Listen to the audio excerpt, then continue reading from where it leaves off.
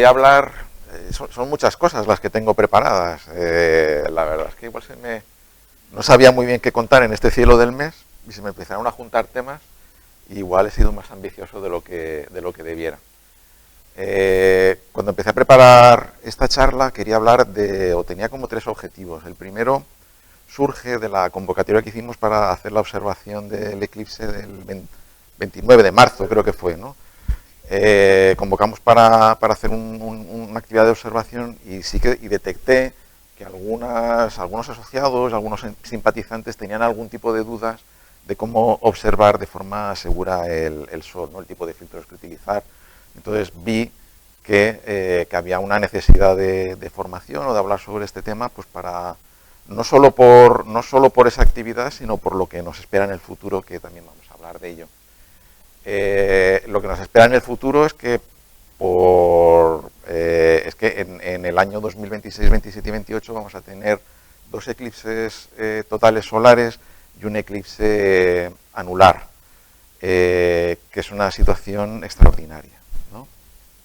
Y esa misma situación extraordinaria me hizo pensar si era tan extraordinaria como yo me pensaba y por qué, ¿no? ¿Por qué tenemos 3 eclipses seguidos cuando yo al menos no he vivido ningún eclipse en España, en la península ibérica, y estoy seguro que vosotros tampoco, ¿vale? Entonces, esto es una casualidad, es así, ¿por qué es así, no? Entonces me di cuenta que en realidad no sabía nada de cuál eran las leyes que gobernaban la periodicidad de los eclipses, ¿no? Entonces, con esos 3 temas he montado algo que probablemente en algún momento terminarán siendo talleres prácticos de observación del Sol y probablemente algún cielo del mes más donde hablemos de la mecánica celeste asociada a los eclipses. Vale. Lo primero que quería compartir con vosotros es una palabra muy bonita que he aprendido preparando la charla, que es sifigia, ¿vale? Una sifigia en astronomía que viene del griego, no sé cómo se pronunciará, que es reunión, una palabra muy bonita también. Es la alineación de 3 o más cuerpos celestes en una línea recta. Este fenómeno se produce durante los eclipses, en las fases de luna nueva y luna llena, en las ocultaciones o cuando hay conjunciones, ¿no? Es lo que normalmente llamamos las alineaciones de objetos astronómicos. Sigicia, ¿vale? Estamos hablando de eclipses, ¿no? ¿Cuándo se producen eclipses? Bueno, pues el eclipse de Sol es condición necesaria para que se produzca un eclipse de Sol, de que la Luna se encuentre entre el Sol y la Tierra, ¿no? Para que pueda proyectar su sombra. Es una condición necesaria, como aprendíamos en matemáticas, ¿no? Las condiciones necesarias pero no suficientes, ¿vale? Estar en situación de luna nueva. Y los eclipses de Luna, pues es la Tierra la que se interpone entre el Sol y la Luna y la que va a proyectar su sombra sobre la Luna y vamos a poder observar ese eclipse. De nuevo, es una condición necesaria, pero no suficiente. Y perdonad que este es el chiste que ponemos siempre de qué es lo que pasa si tuviéramos esta configuración de objetos. ¿Vale? Bueno, eclipses. Vamos a profundizar un poquito más, ¿no? Entonces, los eclipses se producen cuando la Tierra, la Luna y el Sol están alineados y en condiciones de luna llena y de luna nueva. ¿Por qué no hay eclipses siempre que tenemos eclipses de Sol o de Luna cuando tenemos luna llena, luna nueva? En todos los meses tendríamos que tener 2 eclipses. Estoy seguro que todos lo conocéis. La explicación es que el plano que tiene la órbita de la Tierra y la Luna con respecto al plano de la eclíptica, que es el plano que configuran la órbita de la Tierra con el Sol, os decía, este plano está inclinado 5,3 grados. Entonces, aunque muchas veces el Sol, la Luna y la Tierra están alineados con una configuración que podría dar lugar a un eclipse, pues resulta que como no están en el mismo plano, las sombras se proyectan pero no llegan a incidir ni contra el Sol, ni contra la Luna, ni contra la Tierra, y entonces no hay posibilidad de eclipse. Para que se produzca un eclipse tiene que darse esa condición de luna llena, luna nueva, pero los objetos tienen que estar en lo que se llaman los nodos, que es el punto de intersección entre el plano de la eclíptica y el plano de la órbita de la Tierra y de la Luna. Yo creo que hasta aquí más o menos todos esto lo sabemos, ¿no? Y es cuando estamos en los nodos, cuando están estos objetos, los tres objetos, no solo alineados, sino que son coplanares, ¿vale? Es cuando se pueden producir los eclipses, ¿vale? Aquí es un poco lo que os decía, ¿no? Los nodos, la Luna tiene que estar en los nodos y los tres objetos tienen que estar alineados con la línea que une los dos nodos de la Luna, de la órbita de la Luna, que tiene un nodo ascendente y uno descendente. ¿Vale? Cuando digo que tienen que estar en las proximidades, en los nodos, no es que tengan que estar exactamente en los nodos, porque entonces realmente habría muy pocos eclipses. Tiene que estar en las proximidades. Aquí se empieza a complicar esto un poquito más, ¿vale? Tiene que estar en las proximidades del nodo. Para que esté en las proximidades del nodo significa que, por ejemplo, para el caso de los eclipses de Luna, a 12 grados a los lados del nodo hay posibilidad de que exista eclipse de Luna. Cuando estén muy cerca del nodo habrá un eclipse total de Luna, pero a los lados, en este margen de 12 grados a la derecha, al este o al oeste, derecha e izquierda, pues tendremos eclipses parciales y los famosos eclipses penumbrales de Luna, pero son eclipses también, ¿vale? Y en el caso del Sol, pues más o menos lo mismo. Lo que pasa es que este margen en el que se puede producir, donde hay probabilidad de eclipse solar, es un poquito más amplio, es de 18 grados, ¿vale? Cuando los dos objetos se encuentren en el nodo habrá una gran probabilidad de eclipse solar total y cuando estemos en los lados pues habrá eclipses parciales, ¿vale? Este espacio en el que hay cierta probabilidad de que exista un eclipse se llama es una especie como de ventana en el que hay esa probabilidad de eclipses, define lo que son las estaciones de eclipses, ¿vale? ¿Vale? Y luego hay que añadir una variable más que dependiendo de las situaciones, de la posición relativa de la Tierra, vamos, de la órbita de la Luna, de la posición relativa entre la Tierra, el Sol y la Luna, y dependiendo de que la Luna se encuentre en apogeo o en perigeo, tendremos, si hay eclipse y eclipse total o eclipse en la zona del nodo, pues tendremos un eclipse anular o un eclipse total. ¿Vale? Esas son como las variables con las que estamos trabajando. Vale, entonces, para que haya un eclipse, ¿qué tiene que pasar? Bueno, pues tenemos que ver cuáles son las condiciones de eclipse que hemos hablado previamente y luego tenemos que ver cuál es el parámetro orbital que está asociado a cada una de esas condiciones. La condición de sifigia o de luna llena, luna nueva, está relacionada con un periodo orbital que se llama el mes sinódico. ¿Vale? El mes sinódico es el tiempo que tarda la Luna en hacer una lunación completa. ¿Bien? ¿Vale? Que es distinto del mes, ¿cómo se llama? Siderio, ¿vale? Eso sí que mes sinódico. Para que la Luna se encuentre en las proximidades de un nodo, tenemos lo que es el mes draconítico, que es parecido al mes sinódico, es decir, cuando la Luna hace una órbita completa y vuelve a encontrarse en el mismo punto, y en este caso es un nodo. Lo que pasa es que los nodos lunares tienen un movimiento de precesión, por eso el mes draconítico es un poquito más corto que el mes sinódico. ¿Bien? Venga. Cuando decimos que la Luna se tiene que encontrar en una zona próxima al nodo, significa que está en una ventana de probabilidad de eclipses de 35 días, y eso es lo que marca la estación de los eclipses. El periodo de lo que denominamos estación de eclipses tiene un periodo de 173,3 días, y un año de eclipse es el doble de ese periodo, que son 346,6 días, que es lo que es un año de eclipse, y que es un poquito más corto que nuestro año convencional, ¿vale? Y luego tenemos que tener en cuenta las condiciones de apogeo, perigeo, afelio y perihelio, y eso depende de la excentricidad de las órbitas tanto de la Luna como del Sol. ¿Ven? Esto empieza ya a ser bastante complicado, ¿verdad?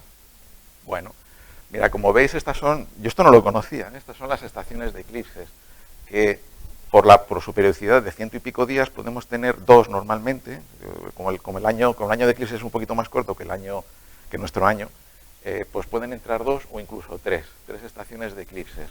Y como es un poquito más corto, las estaciones de eclipses, que son normalmente 2 al año, se van produciendo cada vez un poquito antes, ¿no? Cada año la estación de eclipse es un poquito antes que la anterior. Este es el eclipse parcial que tuvimos el mes pasado, y este es el eclipse total que vamos a tener el año que viene, ¿vale? Que está en la segunda estación de eclipses del 2026, este es el del 2027, el del 2028 está en la primera estación de eclipses, y en el 2038, por ejemplo, van a tener 3 estaciones de eclipses, ¿no? Justo encajan en nuestro año. ¿Bien? Bueno. Entonces, ¿cuáles son los números que nos permiten predecir un eclipse? Bueno, pues tenemos que coger esos 3 parámetros orbitales que os he dicho antes y tenemos que hacer el mínimo común múltiplo, es decir, cuántos números enteros de esos 3 parámetros orbitales podemos agrupar en uno solo, ¿vale? Mínimo común múltiplo, eso es de primaria, ¿vale? Venga. Pues el número mágico son los 223 meses sinódicos, que comprenden 19 años de eclipses y 224 meses draconíticos, ¿vale? Y eso es, este tiempo, que más o menos son 6.500 días, es lo que es un Saros, que eso seguro que os suena. A mí me sonaba mucho y no tenía ni idea de lo que era, ¿vale? Un Saros. Un Saros son 18 años y 11,3 días, ¿vale? Yo estoy seguro que cuando habéis visto información de eclipses dice Saros 136 y nos habremos quedado tal cual, ¿no? Pues el Saros, un ciclo Saros es cuando todas las condiciones orbitales para las que se puedan dar un eclipse se repiten, ¿vale? Cada 18 años, 11 días, 3, la situación relativa de la Tierra, el Sol, la Luna, los nodos, el nodo y la condición ascendente o descendente del nodo se encuentran idénticas. Entonces, la clave no está en el Saros, la clave está en que los eclipses que se distancian unos de otros en un Saros, en 18 años, 11,3 días, son lo que se llaman eclipses homólogos. Son eclipses que se han dado en las mismas circunstancias, ¿vale? Entonces, si tú coges un eclipse solar total muy importante y ves por delante cuántos eclipses hay con la frecuencia de 18 años y los que tienes por detrás, ¿vale?, pertenecerán a la misma familia, por así decirlo. Y esa familia y esos eclipses homólogos tienen correlación en ciclos de 67 y 74 ciclos Saros, ¿vale? Y eso es lo que realmente configura la serie larga del Saros, que son periodos de unos 1200 años que engloban unos 80 eclipses, ¿vale? Como son 60, 70 ciclos Saros, pues tendrán ese número de eclipses, ¿vale? Bueno, para que veáis, y eso es lo que sí que tiene, esta información es lo que sí que nos habla de la predictibilidad que pueda tener un eclipse. He cogido un Saros, que es el 136, en los Saros que hay, en los eclipses que pertenecen a esta familia, desde 1911 al 2045, ¿vale? Aquí veis un eclipse, esto es un eclipse total, muy importante, del 1901, 18 años más tarde, en 1919 tienes otro eclipse total, que avanza un poquito. En otra posición tienes otro, ¿vale? ¿Por qué avanzan un tercio de la Tierra? Es por ese 11,3, que son, desde hace un tercio de día son 8 horas son 120 grados, y por eso cuando tienes un eclipse, el siguiente Saros va a ocurrir 120 grados por delante, ¿vale? Y luego, como en la posición del nodo, la Luna tiene un cierto, a lo largo de todo el periodo largo, la serie larga del Saros, la Luna tiene un ligero movimiento ascendente o descendente, esa familia de eclipses van a ir barriendo toda la Tierra, ¿vale? Un ciclo largo Saros empieza en un polo y va recorriendo toda la Tierra haciendo este movimiento en espiral con familias de eclipses. Este ciclo Saros, por ejemplo, va de 1360 a 2622 y comprende 8 eclipses parciales, 6 anulares, 6 híbridos, 44 totales de gran calidad, ¿vale?, y 7 parciales. Y si veis, vamos subiendo, ¿vale?, y pertenece el eclipse del 2027 que vamos a vivir dentro de un par de años, ¿vale? Pertenece a esta familia Saros. Muy bien. Bueno, ya está, ¿eh? Hasta aquí dejamos los números por el momento y bueno, y vamos a ver un poco es decir, cuáles son los últimos eclipses de Sol en España. Yo os decía que estoy seguro que vosotros no habéis vivido ningún eclipse de Sol total en España, porque los últimos eclipses de Sol que hemos tenido son de 1860, 1900 y 1905. Desde entonces no ha vuelto a haber un eclipse de Sol en la península ibérica. Sí que hubo en 1912 uno híbrido muy extraño, hubo uno en 1959 en las Islas Canarias, que no cuenta, y un anular en 2005. Yo estaba recordando que hacía yo en el 2005 y estaba en Burgos, en Miranda de Ebro, y sí que recuerdo que lo vi con unas gafas de soldador en una fábrica en la que trabajaba, y cosa que no hay que hacer nunca, por cierto, que ahora os lo voy a decir, que ese tipo de cosas no hay que hacer. Pero yo creo que pasó sin pena ni gloria, ¿vale? Yo no sé si aquí os juntasteis para verlo. Muy bien, vale, muy bien. Bueno, es decir, que los eclipses son eclipses totales y que además te queden cerca de casa es algo que es realmente infrecuente. La triada, vamos a vivir lo que se ha llamado, que se está llamando la triada ibérica de eclipses de 2026-2028, con estos dos eclipses totales y uno anular, que es también bastante excepcional, ¿no? Entonces, bueno, ¿esto qué es? ¿No? ¿Es un misterio, magia y premonición? ¿Esto tiene algo? ¿Están relacionados? Pues no, como hemos visto, es simplemente la mecánica celeste, es una absoluta casualidad. Simplemente es que ha tocado que haya esos tres eclipses y que además esos tres eclipses excepcionales los tengamos muy cerquita de casa, con lo cual, bueno, pues vamos a aprovecharlo.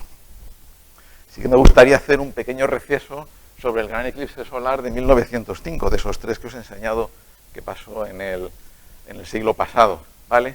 Fue un eclipse muy importante y no sé si donde veis que la totalidad en la parte central pues cae en un lugar muy interesante que es Burgos, ¿vale? Yo no tenía idea de este eclipse, pero haciendo un poco, buscando información para preparar la charla, vi que tuvo muchísima importancia. Vinieron investigadores de toda Europa, ¿vale? Y aquí podéis ver que bueno, Burgos es una ciudad, dicen, de curas, de monjas y de militares, ¿no? Y aquí veis que también vinieron unos curas, montaron el telescopio más grande, ¿no?, que el patriarcado se ve siempre, ¿no? Y ahí estaban. Bueno, fue un auténtico acontecimiento en la ciudad. Fue la primera vez que se observó un eclipse solar mediante globos. Vino el rey, Alfonso XIII, vino su madre, María Cristina, si no recuerdo mal, y se inauguró se puso la primera piedra para la estatua del Cid, que muchos habéis estado en Burgos, la típica estatua del Cid que allí en el centro de Burgos se inauguró en esa temporada, aprovechando que el rey estaba por allí, ¿vale? Y bueno, se observó. Y lo único que quería contaros, bueno, quería leeros la experiencia del eclipse por una persona, una escritora burgalesa que tampoco conocía, Maricruz Ebro, que relata la fase de totalidad de esta manera, ¿no? Sombras medrosas se extendieron sobre los campos. Sentimos frío, un frío escalofriante. Eso os puedo asegurar que en Burgos es bastante normal, incluso en agosto, o sea que hasta aquí nada extraordinario. Poco a poco la oscuridad se fue haciendo, cuando de pronto las nubes se rasgaron y en el azul pálido del firmamento vimos campear un sol desconocido, extraño, de sobrecogedora belleza. Era aquel un sol negro, semejante a una estrella que, agujereada en el centro, luciese en la periferia su corona de luz, que me pareció muy interesante, ¿vale? La descripción del eclipse. Y esto es lo que queremos vivir, ¿no?, en los eclipses que nos esperan para dentro de unos años. Lo que se denominan las cuentas de Bailey, y luego la fase de totalidad con la corona, ¿no? Yo creo que es un espectáculo que todos queremos vivir. Yo no he vivido ningún eclipse total. No sé si alguno de los que estáis por aquí lo habéis vivido. ¿Alguno? ¿Sí? ¿Tú sí? Enhorabuena, ¿vale? Y tenemos una oportunidad extraordinaria para hacerlo, ya os digo, viendo la mecánica celeste y la probabilidad de tener un eclipse de sol cerca de casa, pues yo creo que hay que aprovecharla, que es una oportunidad que nos da la naturaleza y la mecánica celeste excelente, ¿no? Bueno, vamos a tener estos tres eclipses, ya os lo he dicho, y yo me gustaría solo ver ahora un poquito el eclipse del año que viene, del 2026, para que veáis un poco de dónde podéis buscar información de cómo va a ser el eclipse, porque los eclipses hay que prepararlos, un eclipse no se improvisa. El eclipse del 2026 empieza en el polo y llega hasta la península ibérica. Os recomiendo que visitéis la página web de Fred Spenac, que es una referencia en todo lo que es el mundo de los eclipses, ¿vale? Y es el que elabora este tipo de información que es muy útil. Luego, si queréis, os puedo dar información sobre esta página web, ¿vale? Tenemos descripciones del eclipse en este formato y en este que es un poquito mejor para nosotros, está un poco más centrado en España, que lo ha elaborado el el Observatorio Nacional, ¿vale? El eclipse empieza aquí, pues sabemos que esta es la parte del eclipse en el amanecer, evoluciona en esta dirección y esto es el atardecer, con lo cual ya vemos que el eclipse del 2026 es un eclipse que vamos a poder ver al atardecer. Eso lo complica un poquito, puede hacer que el eclipse sea más bonito, no lo sé, pero también lo complica un poco porque necesitas tener un horizonte despejado para poder verlo. Esta es la zona de totalidad en España, ¿veis? Y la franja de totalidad es esta. Entonces, conforme te alejas de la franja de totalidad, el eclipse que vas a ver, la fase de totalidad va a ser más corta, también va a ser menor la oscuridad, va a ser más corta, por ejemplo, para que os hagáis una idea, aquí en la zona de Huesca y Lleida, el eclipse va a durar solo 30 segundos, mientras que en la zona central va a durar 1 minuto y medio aproximadamente. O sea que yo creo que sí que merece la pena acercarse a la zona de totalidad. Y ya os digo, y luego fuera del eclipse, pues también se puede ver el tanto por ciento de parcialidad que va a haber en el evento. ¿Vale? Este tipo de figuras yo creo ya os las pasamos para el eclipse parcial, pero es muy visual y se puede ver, bueno, cuándo va a ser el momento cuando empieza la parcialidad, como la fase de parcialidad, la fase de totalidad, la altura a la que se va a encontrar el Sol en el momento del eclipse. Y por ejemplo aquí ya te advierten que la última parte de parcialidad ya va a ser con el sol puesto. Por eso un poco, ya os digo, como hay que programarlo, pues bueno, todo este tipo de tiempos hay que tenerlos en cuenta, ¿vale? Y para que no digáis que siempre pongo cosas de Burgos, pues para que veáis Oviedo, que es la zona por donde entra el eclipse, la duración del eclipse va a ser un poquito más que en la parte central de la península, unos segundos más, y va a estar a un par de grados de altura también en la parte de totalidad. Y aquí en Sevilla no va a ser total, va a estar, la magnitud es de 0,95, o sea que va a ser un eclipse bonito de ver, pero no se va a poder ver la totalidad, ¿no? La diferencia entre un eclipse total y un eclipse parcial, aunque sea tan intenso como este, es, dicen que es, bueno, que es otro mundo, ¿no? Que un eclipse total es una gran experiencia personal y un eclipse parcial es algo interesante que ver, simplemente, ¿no? Entonces, bueno, habrá que ir a buscar la totalidad. ¿Dónde? Pues yo os invito a mi pueblo, ¿no? Esto es Burgos, aquí podéis ver la Catedral de Burgos, es una ciudad medieval, pero también es una ciudad muy moderna. Este es el Fórum de la Evolución también, si os interesan mis antepasados, ¿vale? Es una ciudad extraordinaria para visitar y luego sobre todo veis estos campos verdes aquí, es donde se vio y donde fueron las expediciones internacionales a observar el eclipse de 1905, o sea, que tiene zonas muy interesantes donde observar bien el eclipse y sobre todo que sea una gran experiencia, ya os digo, por los monumentos de la propia ciudad, los monumentos que tiene alrededor o ciertos parajes naturales que hay en los alrededores, ¿no? Pero bueno, invitados estáis, ¿vale? ¿Cómo hay que ver un eclipse? Pues yo creo que el eclipse hay que verlo con gente, ¿no? Hay que verlo, yo espero verlo con mi familia, espero verlo con amigos, probablemente espero hacerlo con la agrupación astronómica de Burgos también, y yo creo que es una experiencia que hay que vivir con otras personas, ¿no? No sé si con tanta gente aquí como los norteamericanos, esto es en el 2017, que estaban apiñados, pero sí yo creo que es una experiencia colectiva, fundamentalmente. Muy bien. Pues nos queda el eclipse de 2027-2028. Lo hablaba antes con alguno de vosotros. Para el 2026 yo creo que vamos tarde. O sea, yo creo que tenéis que tener pensado ya dónde vais a ver el eclipse, si queréis verlo, ¿eh? Dónde queréis ver el eclipse de 2026. Y si no, conocemos a algún compañero que está teniendo problemas para encontrar alojamiento durante las fechas del eclipse de 2026 en la franja de totalidad, entre Burgos, Palencia, algo de la zona de Zaragoza también.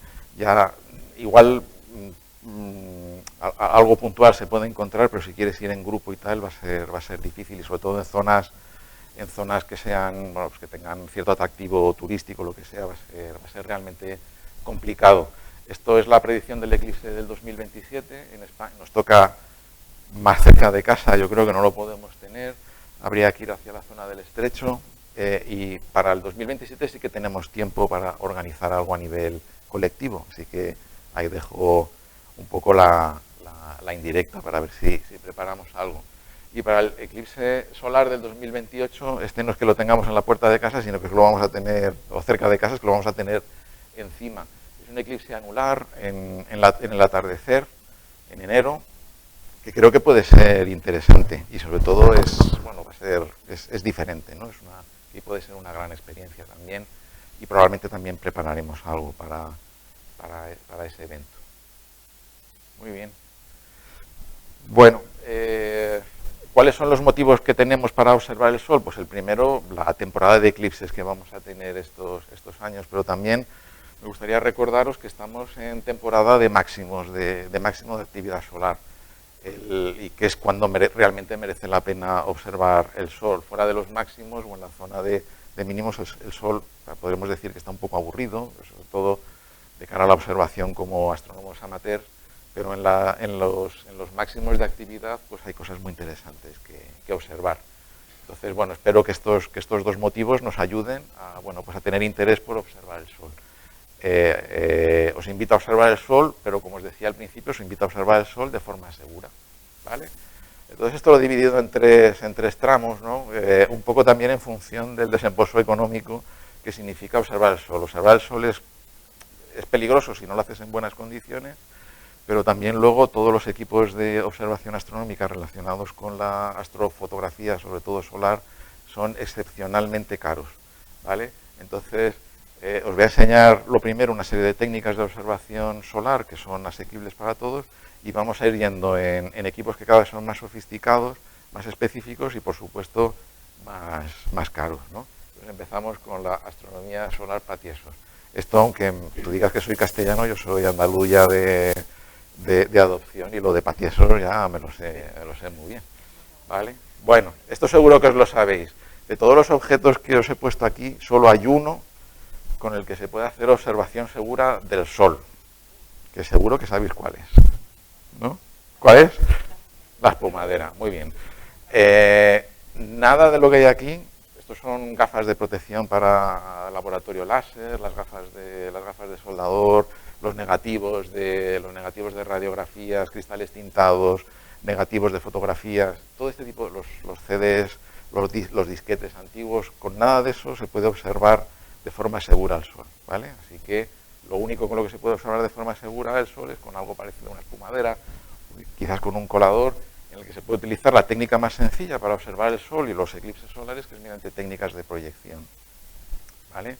Aprovechamos que podemos hacer, esto es en lo que se basan las cámaras oscuras y todos los fenómenos de proyección a través de pequeños agujeros, y por fenómenos de difracción en los bordes del agujero podemos magnificar una imagen puntual, ¿vale? Es muy interesante en las fases, sobre todo muy cercanas a la totalidad en los eclipses, observar las sombras que deja el Sol, ¿no? que de alguna forma también se basan en el mismo principio y reflejan, y van a proyectar el eclipse. Y luego también he leído que las sombras cerca de las fases de totalidad son muy extrañas, tanto la sombra como la luz, y que son sombras y una iluminación que es muy peculiar, que es exclusiva del eclipse y que por su singularidad pues genera como una especie de ambiente y una sensación que es única, ¿no? Entonces, esto hay que disfrutarlo también en el eclipse, en la fase de totalidad. Y esto es un eclipse anular, con lo cual también yo creo que puede ser muy interesante, incluso para el eclipse del 2028. ¿Vale?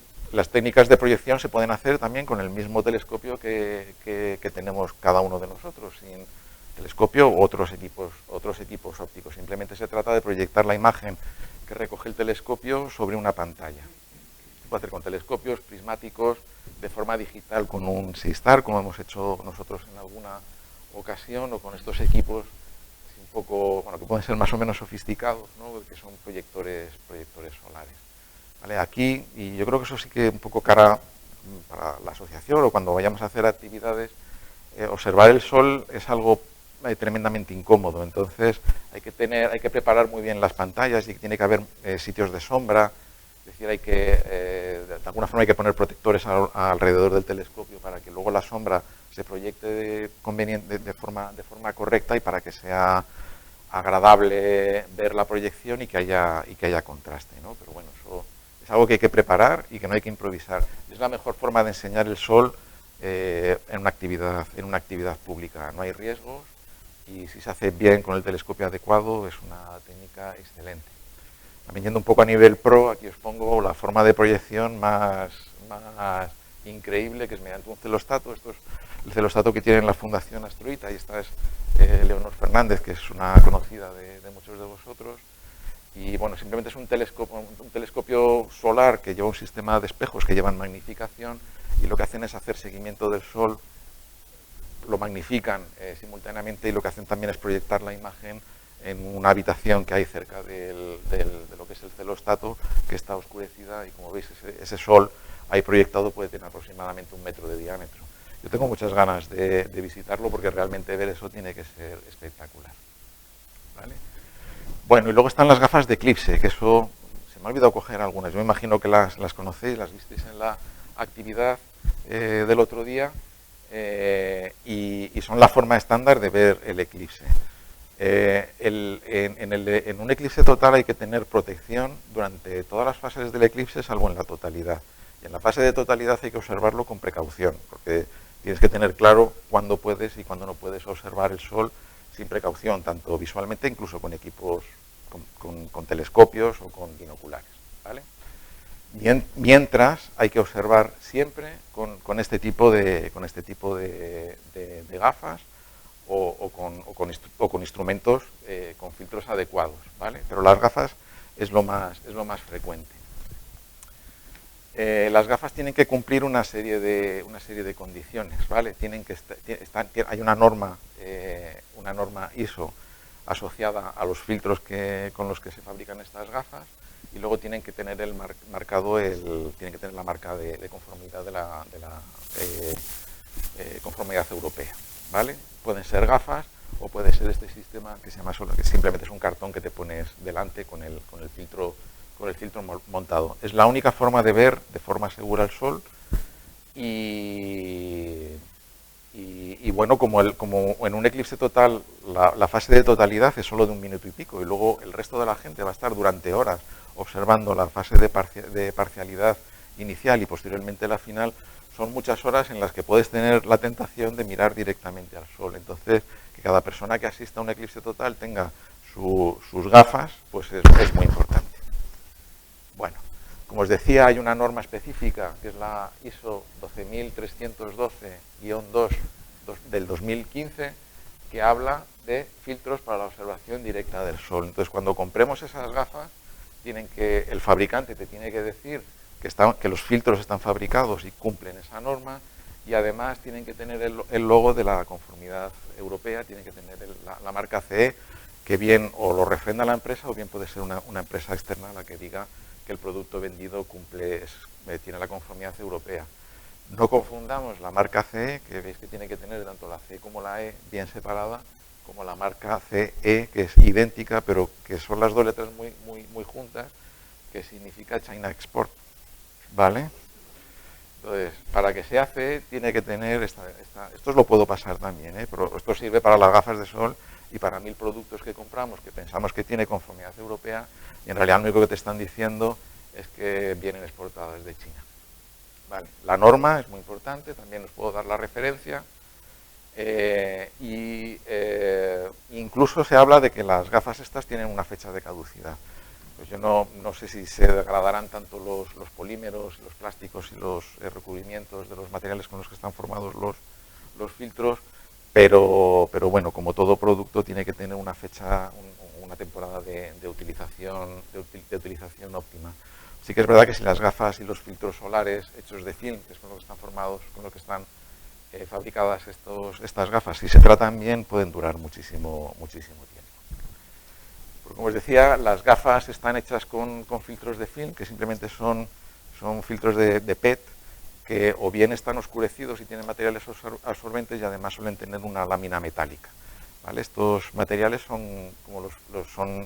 están fabricados con el material Mylar, ¿no? Que me imagino que muchos de vosotros los conocéis. Son las típicas mantas térmicas para los accidentes, con las que están los films con los que están recubiertos muchas ondas espaciales. Es un material altamente reflectante y que refleja la práctica totalidad de la radiación solar.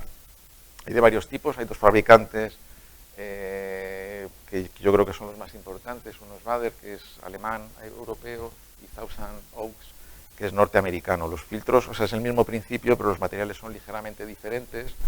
Baader tiene dos versiones, uno para observación visual y otro para astrofotografía, que tiene un poquito más de transmitancia.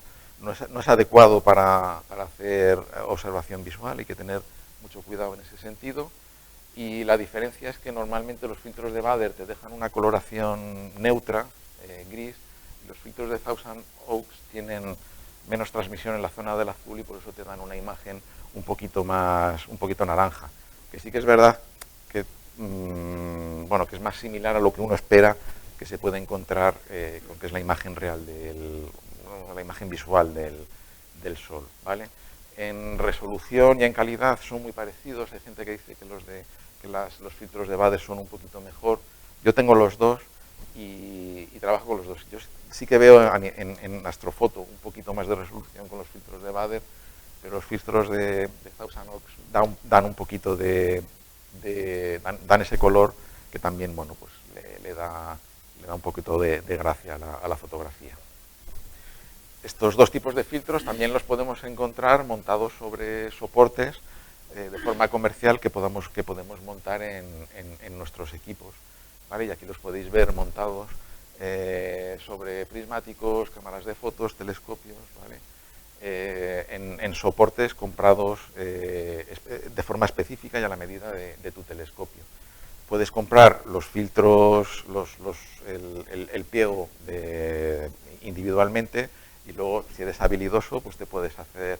La gente se ha hecho un filtro con una impresora 3D, ¿vale? Con cartones, con plásticos. Hay muchas formas de hacerlo y ahí un poco depende de lo habilidoso o habilidosa que sea cada uno, ¿no? Yo sí que me he hecho un juego de filtros, pero he visto por ahí filtros de este tipo montados en la boca de los telescopios, puesto con una gomilla, que a mí eso me parece un poco, o sea, quiero decir que también estás jugando un poco con tu salud y con el riesgo de observar el Sol. Entonces no solo es usar el film bien, sino que también lo tienes que disponer sobre tu telescopio de la forma adecuada, ¿vale? Otra opción para observar el Sol son lo que se llaman los prismas de Herschel. Herschel, no el padre, que es el que conocemos, sino John Herschel, que es el hijo, que fue un gran astrónomo y gran astrofotógrafo también, y que inventó este tipo de prismas, que no necesitan tener un filtro de film en la boca del telescopio, directamente eliminan la radiación solar. Hasta hace poco iba a decir que no conocía a nadie que tuviera por aquí cerca un prisma de Herschel. Ya veo que sí que hay uno, aunque lo has vendido, o sea que ya no lo tenemos. Y no son muy caros y son adecuados tanto para observación visual como para astrofotografía. Es caro, es un poquito caro, sí. Bueno, pero dentro de lo caro está como en un precio medio, ¿no? Por así decirlo. Para astrofotografía dan más calidad que los filtros de film y son una opción. En cualquier caso, tanto cuando se hace, esto es más para astrofotografía que para visual, tanto con los filtros de film como con los prismas de Herschel, normalmente, ya es un paso un poquito más, se suelen utilizar filtros para aumentar el contraste de la imagen que te proporciona el telescopio. Tenemos el filtro, el Baader Solar Continuum, que te da una imagen verde en torno de 540 nanómetros.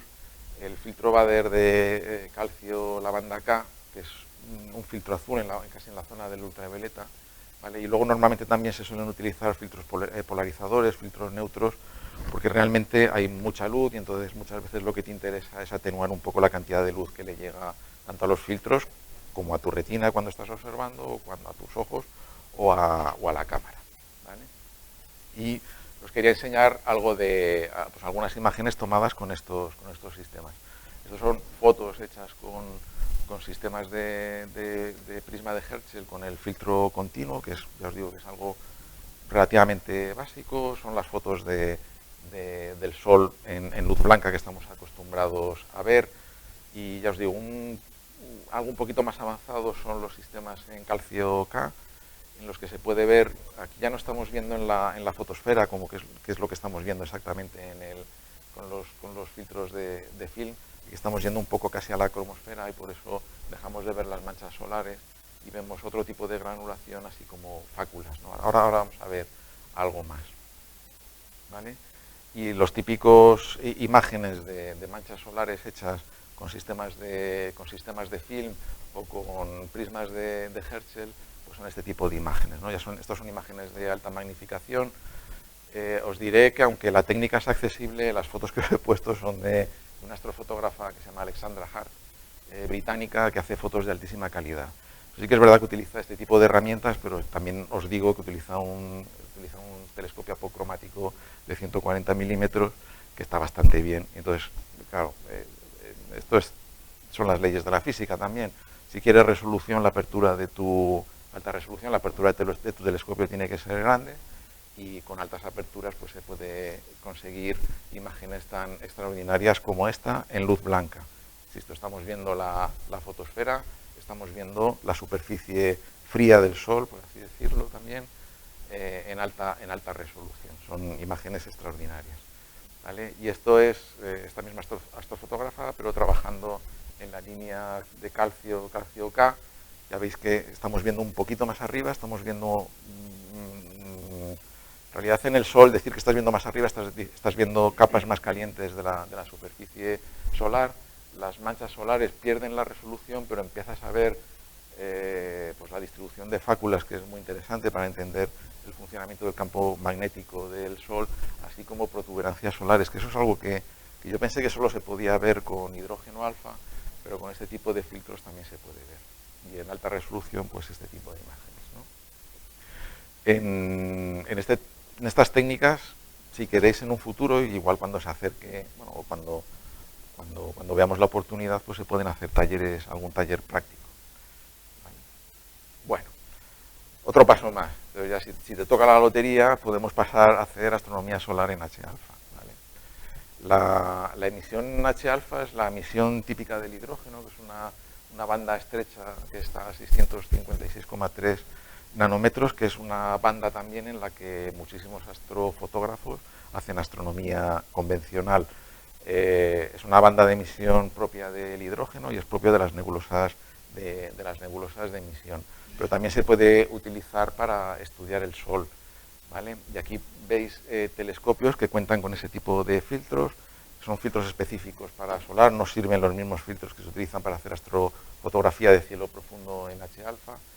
Y bueno, son equipos, en este caso, equipos dedicados a la observación solar en esta longitud de onda. Hay dos marcas, aquí os he puesto los telescopios Lund, que este es muy parecido al que tenemos en la asociación. Este es un Lund de 130, yo creo que ronda los 12.000 euros, o sea que ya es un equipo muy caro. Y luego está la marca Coronado, que son también equipos de muy alta calidad. Incluso tiene equipos pequeños que son, bueno, que pueden ser económicos, por decirlo de alguna manera, pero Coronado pertenece a MEADE, a la marca MEADE ha quebrado, y yo no sé si ahora mismo venden mucho, ¿no? Porque la verdad es que comprarte un telescopio solar que requiere en H-alfa, que requiere de cierto mantenimiento, si la empresa que está detrás no te va a dar soporte, pues es complicado, ¿vale?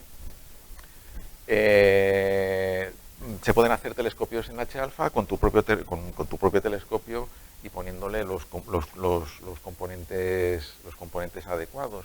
Hay que poner unos filtros especiales, y luego sobre todo lo que es el filtro en H-alfa, ¿vale? Que hay varios fabricantes. Hay filtros en H-alfa incluso que pueden ser específicos para ver la parte de la cromosfera, de la superficie del Sol, y los hay específicos para ver protuberancias.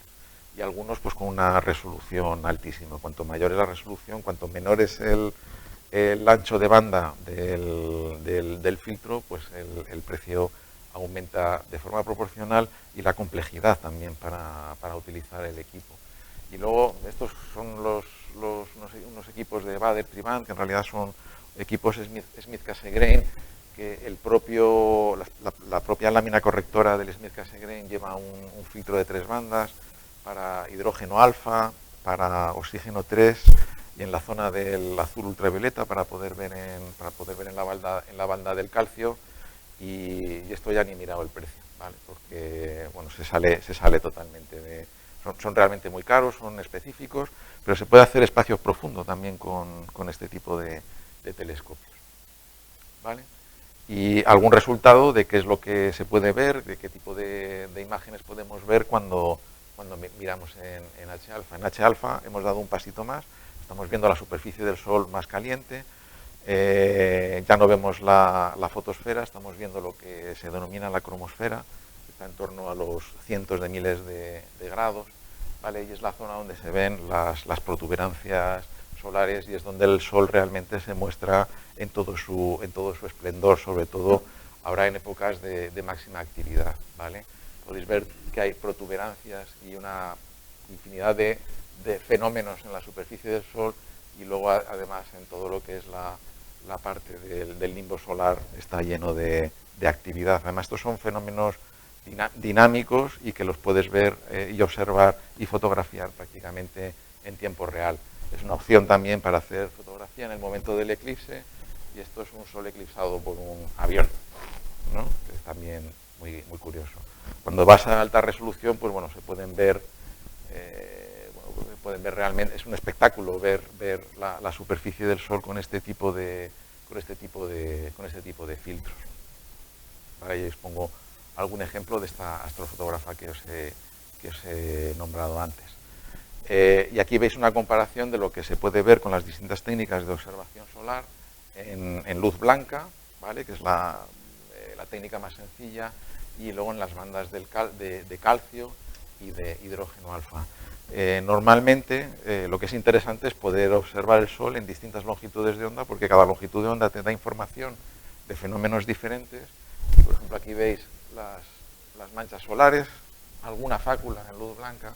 Cuando pasamos a calcio veis que las manchas solares pierden resolución, pero en realidad se revelan las fáculas que hay alrededor de las manchas, y que te dicen que ahí tienes entrada y salida muy intensa de campos magnéticos muy intensos, que son los que se generan alrededor de las manchas solares. Y cuando vas a H-alfa ves que en la superficie tienes una fiesta de protuberancias, filamentos, plasma, energía. Vamos, es el gran espectáculo. Pero se entiende mejor cuando puedes ver en distintas longitudes de onda, y puedes ver desde la superficie del Sol, desde la parte más fría del Sol hacia arriba, ¿vale? Desde la fotosfera a la cromosfera. Bueno, ahora ya si queréis pasar a nivel profesional, y como profesional aquí os pongo a Annie Maunder, que yo creo que Chiqui la conoce muy bien, es una grandísima astrofotógrafa británica, que trabajó en el observatorio de Greenwich y en la British Astronomical Association y en la Royal Astronomical Society, ¿vale? Lo dejo para que echéis un vistacillo luego, porque tiene una biografía y luego su trabajo con manchas solares y en astrofísica solar es muy interesante. Yo esto no los conocía muy bien hasta hace relativamente poco. Se ha puesto de moda trabajar en distintas bandas con el Sol, y algunos fabricantes, como esta empresa norteamericana, Daystar, ha lanzado filtros solares específicos en la longitud de onda del calcio. No es la misma que hemos visto antes, esta es la banda H, que está un poquito más en el azul, porque dice que la gente mayor, que son la gente que puede comprar estos filtros, claro, pues como estamos ya que no vemos bien, cuando nos vamos hacia el ultravioleta, pues no se ve. Entonces, bueno, pues lo han llevado un poquito hacia la derecha, hacia longitudes de onda mayores, y dicen que se ve un poquito más, ¿vale? Luego se hacen estudios en la banda del sodio D, que es la banda naranja de las farolas de sodio de toda la vida, ¿vale? Y luego en la banda del magnesio a 517, que eso está muy cerca del filtro del Bader Solar Continuum que hemos visto antes. Cada longitud de onda se pueden ver cosas diferentes. Con el calcio H, pues la cromosfera y la fotosfera, como hemos visto previamente. La banda del sodio parece que es muy adecuada para ver la granulación en la superficie del Sol. Nos vamos un poquito más para abajo, estamos en la fotosfera. Y el magnesio también, estas longitudes de onda, estamos un poquito más frías, estamos en la fotosfera, y este filtro debe ser muy adecuado para observar fáculas. todavía no son muy habituales, pero bueno, es lo que he encontrado que es, como por así decirlo, los últimos productos que están saliendo para hacer observación solar en otras longitudes de onda. Y quería terminar con lo que es la observación de la corona solar. La corona solar solo se puede ver en los momentos de eclipse total, ¿vale? Con lo cual ninguno de nosotros, salvo Irra, que sí que la habrá visto, ninguno tenemos experiencia y en observarla visualmente. Se puede observar, yo he oído que es recomendable tener unos pequeños prismáticos porque sí que puedes ver algo más. Lo que pasa es que no entiendo muy bien cómo, o sea, tienes que estar muy seguro que estás en la parte de totalidad para, bueno, pues para observar la corona en condiciones de seguridad. Y luego también un poco, eso ya es como reflexión interna, espero ver mi primer eclipse solar total al año que viene, que va a durar un minuto y medio. Yo creo que no me voy a poner a hacer fotos. Yo creo que al menos en este primero, y es muy poco tiempo, pues lo que me voy a centrar es a disfrutar del espectáculo de forma visual, y para eso ya existen profesionales como este astrónomo checo, se llama Miloslav Drukmaler o Drukmuller, no sé muy bien cómo pronunciarlo.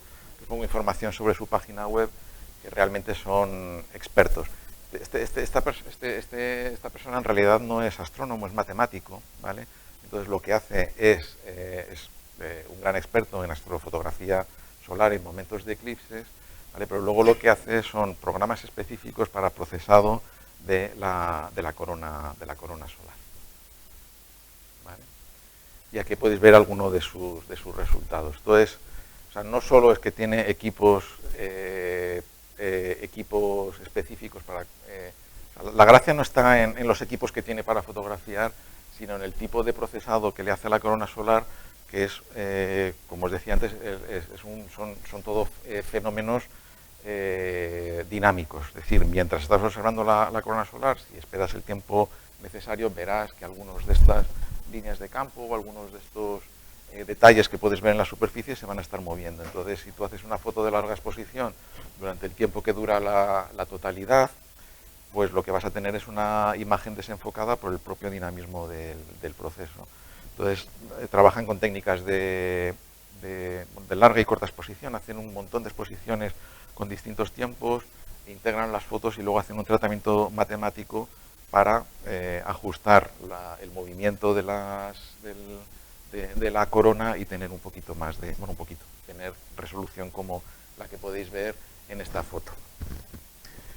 Otra cosa que he aprendido preparando esta última parte de la charla es que en realidad la corona solar no tiene luz propia, ¿vale? O sea, nosotros vemos la corona solar, pero en la corona solar ya estamos un poquito más fuera de la superficie del Sol, está en torno a 1 millón, 2 millones de grados Kelvin, está muy caliente.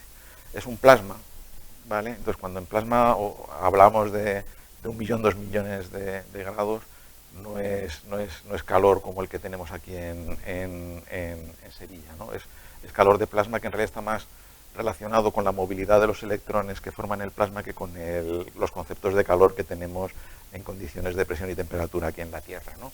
Pero son altísimas temperaturas y es una zona muy energética.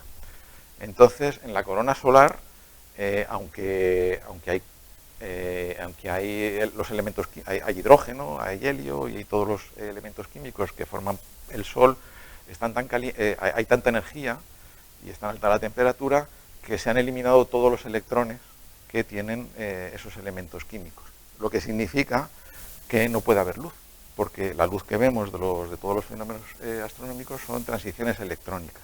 El hidrógeno alfa son transiciones desde un nivel cuántico.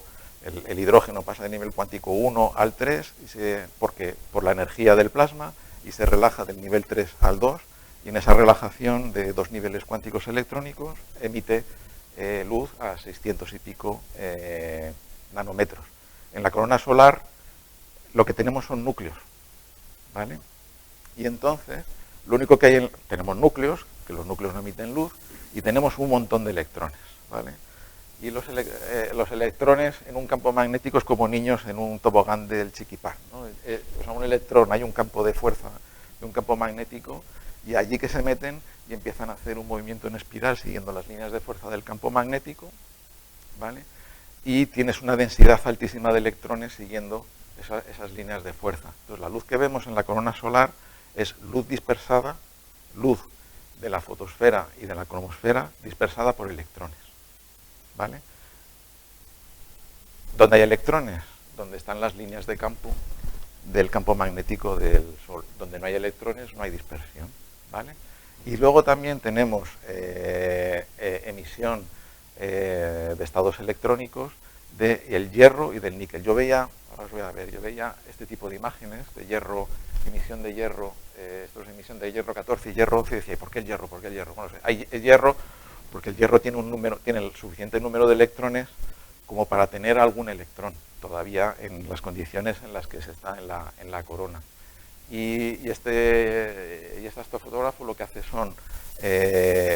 hacer imágenes en banda estrecha del hierro a 530, que es el hierro 14 que os he dicho antes, ya 789 nanómetros, que es el hierro 11, ¿vale? La diferencia que hay entre las condiciones en las que tenemos hierro 14 y hierro 11, hay una diferencia de 1.000.000 de grados, ¿vale? Entonces, bueno, lo que hace es mezclar esas dos longitudes de onda, ¿vale? De hierro 14 y hierro 11. Sabemos que todo lo que veamos en rojo o en verde son zonas de la corona que tienen una diferencia de temperatura significativa, ¿vale? Y luego lo que hace es mezclarlo con las imágenes de luz blanca. Una cosa muy interesante que hace aquí, claro, aunque tú tomas tu imagen en banda estrecha, ¿vale? Luego le tienes que retirar el fondo, porque tienes un fondo de luz blanca, y es muy interesante cómo este investigador lo retira para que cuando está viendo la emisión, esta luz roja, esta luz verde, saber que realmente solo está viendo luz de los fenómenos asociados a la emisión del hierro, ¿vale? Y bueno, cuando mezcla imágenes podemos ver estas imágenes tan impresionantes que hace este astrofotógrafo de la corona solar. Aquí no solo estamos viendo los campos magnéticos, sino que también estamos viendo, bueno, pues distribución de algunos componentes, de algunos compuestos químicos en la superficie no en la superficie, a lo largo de toda la corona solar. Podemos ver diferencias de temperatura, podemos ver otros compuestos del níquel, también se puede ver, o otros estados del hierro. Y bueno, aparte de ser fotos extraordinarias y de una belleza incuestionable, pues también tienen bastante ciencia por detrás, y me pareció interesante compartirlo con vosotros. Y ya está, esto es lo que...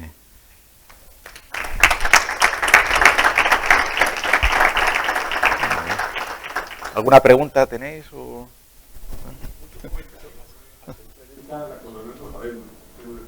Pregúntale a Isra. ¿Lo qué? Digo, a simple vista la corona no la ves. Sí, o sea, porque ves la mancha blanca alrededor del Sol. A simple vista. Así, a simple vista. Además, fotografía es fácil, ¿eh? Bueno, o sea, porque la fotografía está con un móvil y estas cosas. Porque o sea, cuando se produce la totalidad, lo que pasa es que lo que tú dices, tiene que estar muy... Primero, el tiempo se te hace súper eterno, porque son 1 minuto y medio, va a durar 10 minutos. Porque lo vives tan intensamente, el corazón te va tan rápido, todo es tan intenso, la gente grita, se vuelve loca. Es impresionante cuando aparece de pronto la corona, porque se hace simplista y es relativamente fácil de fotografiar, el cuidado cuando vuelve a salir el sol. Entonces, puedes dedicar a lo mejor un segundo al principio a sacar una fotografía, todo el mundo lo fotografía y normalmente estas cosas, pero yo optaría más por disfrutarlo, como ha dicho Jorge. Sí, yo creo que sí. Luego, lo que iba a comentar sobre este astrofotógrafo es que ni siquiera he visto filtros. Tú has puesto que hubieran filtros de hierro y estas cosas. No están hechos se los hacen a medida. Sí. Tiene filtros que le han hecho para él, o lo ha pedido él para hacer fotografía. O sea, está a un nivel impresionante. Sí. Y por comentario también algunas cosillas más con el tema, como el eclipse se produce al atardecer. Nosotros aquí en Sevilla ya vimos un eclipse al amanecer, no me acuerdo cuándo fue, un enero, que nos fuimos hasta el... Y tiene una cosa preciosa también los eclipses al atardecer y al amanecer, que es que cuando el sol se pone, cuando se está poniendo, puedes ver a simple vista. Entonces los eclipses parciales, cuando se ve el sol como una luna, o sea, se ve como un trocito. Entonces yo creo que el eclipse de 2026 va a ser también chulo, incluso en Sevilla verlo aunque no sea total, pero yo recomendaría ver el total, subir a donde haga falta.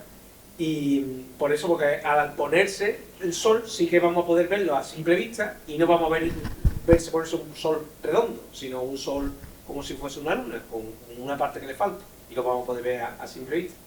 Y lo de que decías de las sombras, de que es algo extraño, esta cosa justo en el momento antes y después, que lo que ocurre, creo yo que lo que ocurre es que tú estás viendo y si miraras no miras al sol, pero como ahora, ¿no? Tú sales fuera y sabes que el sol está ahí arriba en el cielo y no lo miras directamente. Pero el brillo te deslumbra, o sea, tú sabes, pero en cambio estás sintiendo ya que hay un 1% del sol, o un 2% del sol, es que hay muy poquito sol, y entonces efectivamente pasa eso, o sea, tu mente no es capaz de entender cómo, habiendo o creyendo que tienes la misma luz que tienes cualquier día, en realidad cuando miras a tu alrededor es algo como extraño. Creo que es eso, el 1% del sol te impide mirar al sol, o sea, no puedes mirar al sol directamente, pero en cambio ya todo lo que hay a tu alrededor está mostrando que solamente un 1% del sol, es muy poquita, y por eso el efecto ese de las sombras y demás. Y yo recomendaría mucho lo de viajar, es verdad que tendríamos que recoger el guante que han lanzado en 2018, hay que organizar algo, estando aquí en Cádiz cerca de todas cosas. El 27. El 27, no, el 26 y el 27. El 27 en Cádiz tenemos que organizar algo, sí, deberíamos intentarlo, pero incluso para el 26, que ya es muy complicado estas cosas. Sí, a lo mejor, no sé, de indicar el asociado como alguna zona donde la gente se vayan a concentrar, o sea, porque una posibilidad que hay, siendo tan tarde como es el del 26 por la tarde, estas cosas, es que, aunque no estés en la franja de la totalidad, pero acercarte, esto hay que organizarlo, como muy ha hecho Jorge, esto hay que tener mucho preparación, por ejemplo, acercarte hasta Cáceres, o subir, por ejemplo, hacia arriba, y luego dar el salto a la totalidad en coche. Y irte a un sitio por carreteras que tú sepas que no están muy transitadas para poder llegar con tiempo y poder disfrutar. Es que son